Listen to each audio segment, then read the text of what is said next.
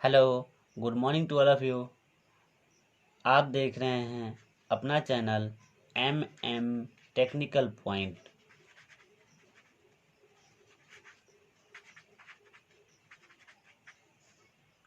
Friends, पिछले class में हम लोगों ने फास्टनर में की के बारे में पढ़ा था और की के बारे में हम लोगों ने पढ़ा था, जिसमें गिव हेड की के बारे में पढ़ चुका था कि इसका प्रयोग कहाँ करते हैं, कैसे करते हैं, कितने लंबाई के लिए कितना का कीवे होना चाहिए। वैसे ही आज हम लोग जो है दूसरे की के बारे में पढ़ने वाले हैं। जो हम लोगों ने पढ़ा था कि साइन की 4 प्रकार के होते हैं, उसमें पहला गिव हेड की बारे में पढ़ लिया हम लोगों ने। अब हम लोग पढ़ेंगे वुड रफ की के बारे में। किसके बारे में?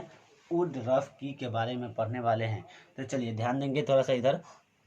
जितने अच्छे से ध्यान देंगे उतना अच्छा से आपको क्लियर समझ में आएगा। ठीक है,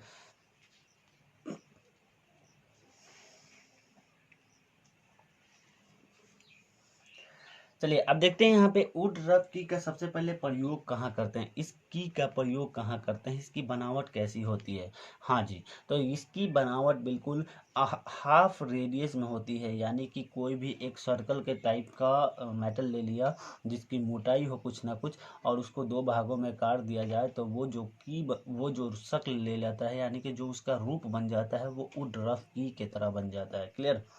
वुड रफ की में जो होता है उसकी कितनी मोटी शाफ्ट के लिए कितने मोटे की जरूरत पड़ सकती है, कितने मोटे की आवश्यकता पड़ेगी, वो सारी चीज़ें हम लोग देखेंगे यहाँ पे। सबसे पहले ये देख लेते हैं कि वुड रफ की का प्रयोग कहाँ किया जाता है।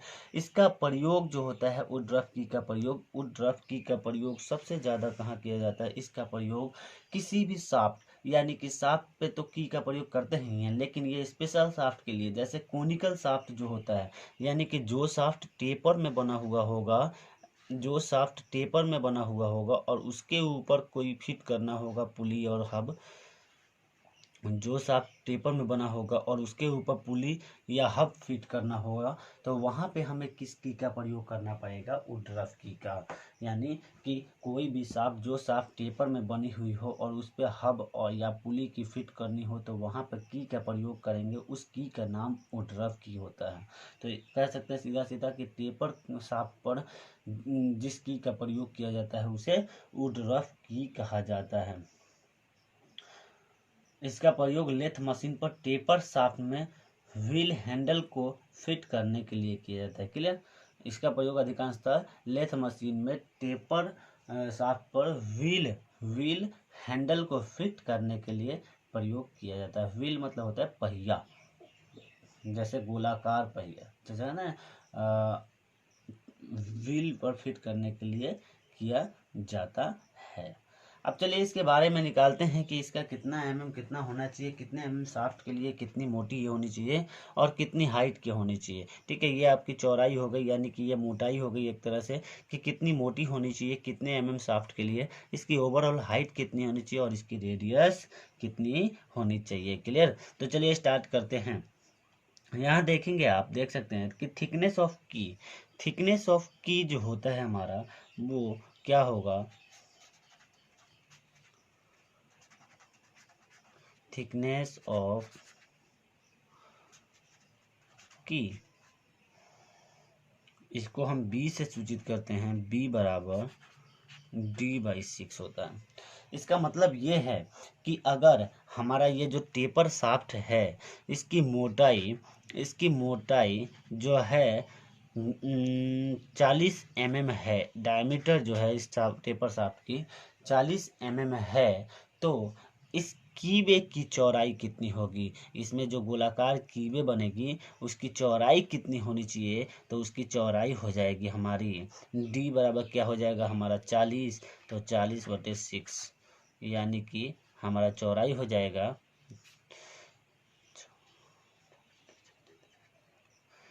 6.6 क्लियर? इसकी चौड़ाई कितनी हो जाएगी? 6.6 mm। इसकी कीवे की चौड़ाई जो होगी 6.6 mm हो जाएगी। नेक्स्ट है आपकी रेडियस ऑफ की।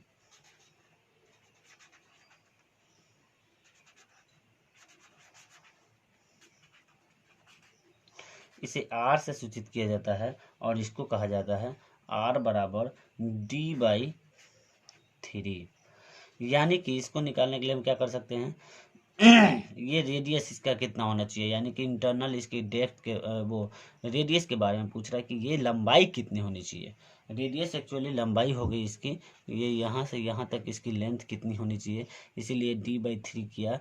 यानी कि मान लीजिए 40 mm है तो 40/3 ये हो जाएगा आपका 119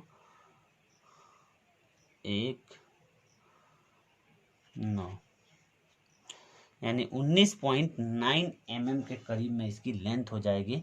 अगर 40 mm मोटी शाफ्ट है तो उसकी रेडियस यानी लंबाई जो होगी कीवे की वो हो जाएगी 19.9 mm रेडियस में हो जाएगी, और इसकी जो कीवे की चौड़ाई होगी वो 6.6 mm होगी। ठीक है, अब देखते हैं इसका हम जो ओवरऑल हाइट जो होता है, height of keyway, height of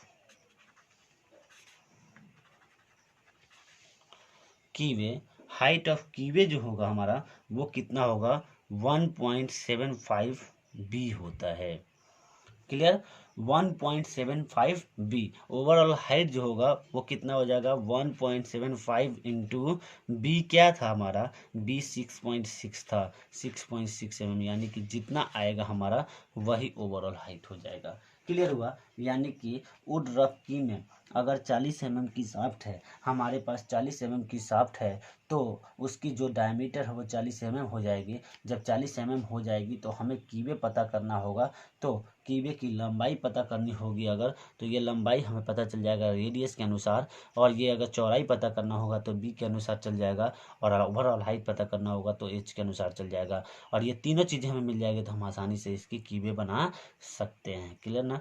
thickness of की बी से सूचित किया जाता है d/6, रेडियस ऑफ की r से सूचित किया जाता है d/3, हाइट ऑफ की 1.75 d। इसको याद रखना है और ये हर जगह पूछा भी जाता है। क्लियर। अगर आप लोगों को मेरी वीडियो अच्छी लगी हो तो प्लीज़ लाइक, सब्सक्राइब तथा कमेंट करना ना भूलें। Best, thank you, best of luck.